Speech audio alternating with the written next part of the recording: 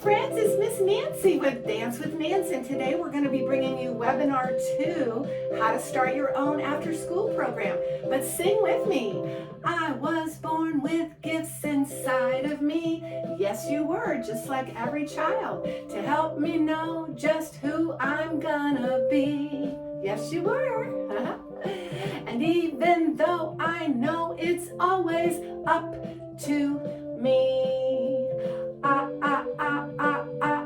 I decide. What do you think you decide, friends? Compassion, kindness, joy, and tolerance. You get to choose all those gifts.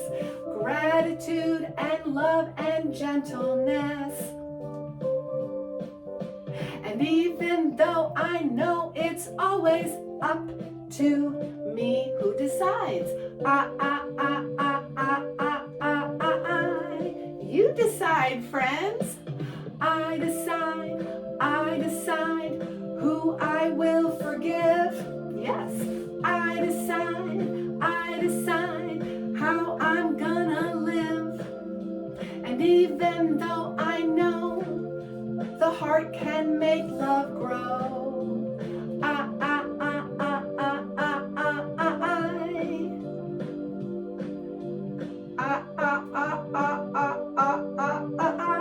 Good job. I decide. All right, friends. Well, today we have a very exciting webinar, and it's webinar 2. Can you say webinar 2? Let's go ahead and put our music on pause, because I want to make sure that you're able to hear everything we want to share with you today. So first of all, thank you to my brother Johnny Schaller for that wonderful song. We'll talk a little bit more later about our staff and your staff and how to grow your staff, but I just wanted to say thank you to my brother. He composes all of our music, I write the lyrics, and then within days he has a beautiful song to these beautiful instruments that he composes. So thank you so much, dear brother. And so today we want to focus on helping you when you start your after school program, focus on kids with special gifts, because all of our children have special gifts. Every child, every adult, everyone has these gifts inside of their heart. But there are also children that have special needs with special gifts. And we have down here over 476,000 special education teachers that all they do is focus on helping children. And if you're going to start an after-school program, it's so important to have every child at every spectrum having support, because they all deserve to learn all these activities, and we need to do some research before we even begin a class to make sure that we can accommodate all of these wonderful children. And so to start off, I just asked the question, how can I help? That's the question to keep in your mind. How can you help every child? And here is what I have found over the last 30 years. We have 3 wonderful ways: parents, school teacher, admin, and student. Any one of these beautiful areas can be how you learn to help accommodate and learn a little bit more about your student. If you have an email that you send out about your class and you're welcoming all the kids and you do have their email addresses, I would put just a little information right at the top. How can I help? And all of these forms and templates are inside of our book. As you know, we have our book, 100-page, beautiful PDF on how to start your own program, and you can download that. That is actually on sale, 50% off to all of our students. Or you can just take a piece of paper and pencil and take notes today and just take a photo so you have a copy of all of these things. But anyway, if you do have access to emails, go right to the parents and ask, is there anything that you should know about your student that can help you be able to help them better? And they will tell you right away. And it's really wonderful to have that relationship with parents so that you know what their kids need. The next place to go, if you don't have access to their email address, school teacher will tell you. You could tell the school teacher your list of students that are in your class, And if they do tell you the school teacher's name, you can even ask them after school, maybe after the first class, if there's anything that you need to know to support your student, because they're all already aware of all the needs. Or the administration, they may also be able to share with you something that could help you have this experience better for the child. And believe it or not, the student, and I'm so excited that so many students are sharing what they need now. This has been wonderful. I taught a dance camp over the summer in Carlsbad, and the very first day I had a little 6-year-old. She wasn't quite 6, actually 5.5, and she came right in and she said, "Miss Nancy, I have an announcement to share with everyone.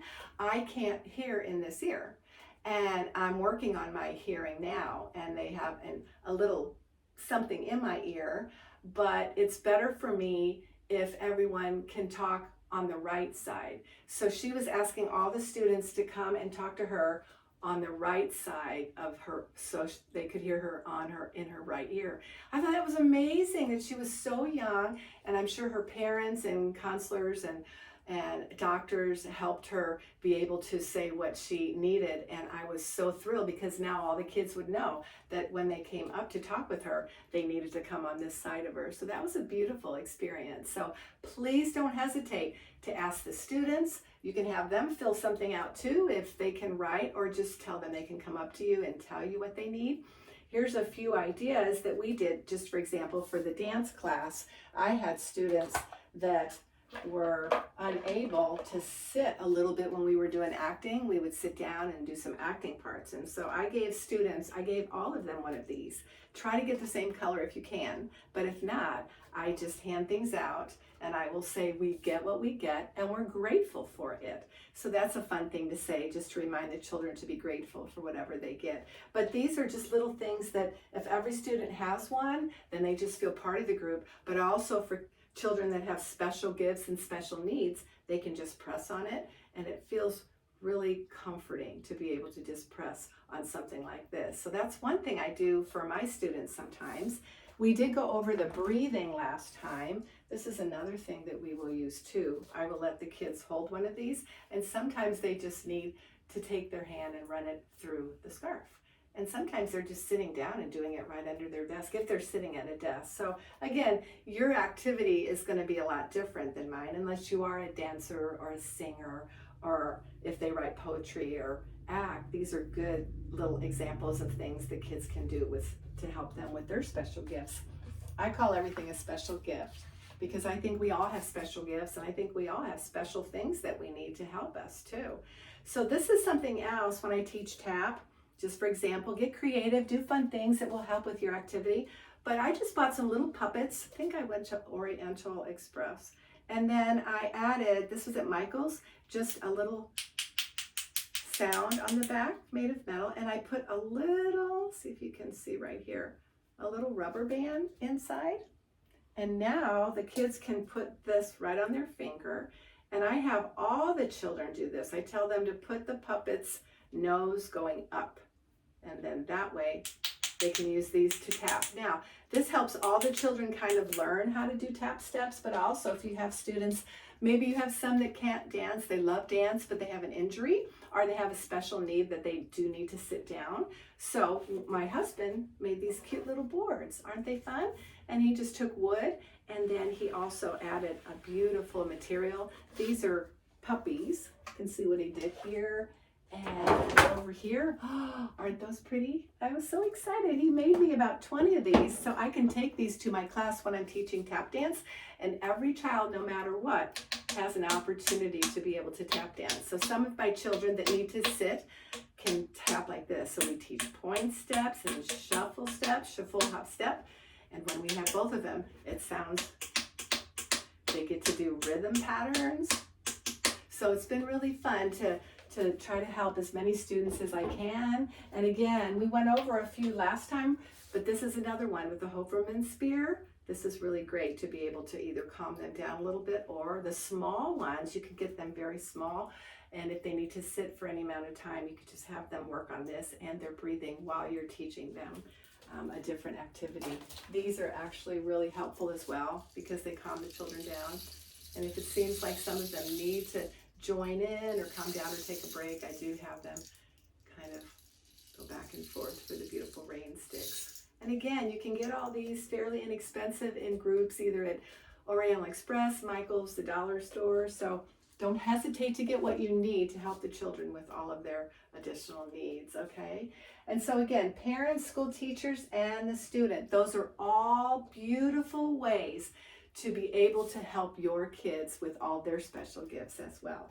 And then as far as the lessons down here, just learn their needs and stay organized. That's so important. As long as you know all about your students and you know what you're going to teach and you stay organized, that's going to benefit children that have the special gifts as well. And you also want to keep everything very simple. Keep all the instructions simple. It really helps children with all of these gifts to be able to understand and focus and not complicate things too much with a lot of different instructions. Maybe just one at a time. If you're teaching soccer, you do your stretching, you do your breathing, and then you explain the first thing you're going to do, not all four things, just the first thing you're going to do with possibly your running and kicking and whatever you're doing with your program. So keep all these things in mind. And then down here, you just always see their unique qualities, which is so easy to do because they all have beautiful qualities. You can also create an IEP, which is an independent educational plan. So once you see what a child needs, you can actually just make an IEP plan. You can get these forms. Again, we have a lot of the templates in our book. If you're interested, just visit us at Dance with Vance. But you can also visit some websites with the government. We've posted some of them as well that give you a lot of different types of ideas to help children with an independent education plan just for them for your after school program. Over here, create opportunities for success.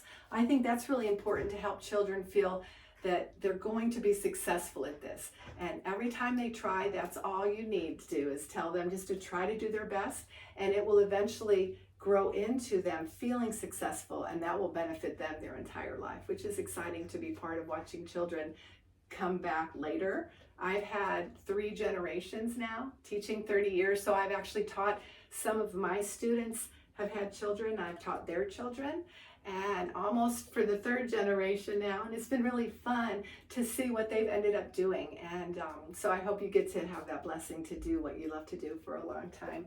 And then over here a little bit more, there are some websites. The BLS is the Bureau of Labor Statistics, and there are state websites. And again, close to 500,000 teachers are helping kids with special needs and special education and all those special gifts inside. So even if we're not doing that full time, teaching an after school program with something that you love to do puts you in that number as well, that you're helping children, and it's such a gift to be able to do that. Oh yeah, there was a couple more I wanted to show you. Where's this one? This is another one that I did. I get little figures, like this is a grandma. So you kind of just find out what the kids like. And if they all are saying, my grandma, my grandpa, or whatever, there's little things that you can buy where children can just hold and love. So this is another thing that we do at our class. I will just get the little wooden figures, or this is a soft one. And maybe you're creative. Maybe if you're an art teacher, you can make these for children so that they can have them.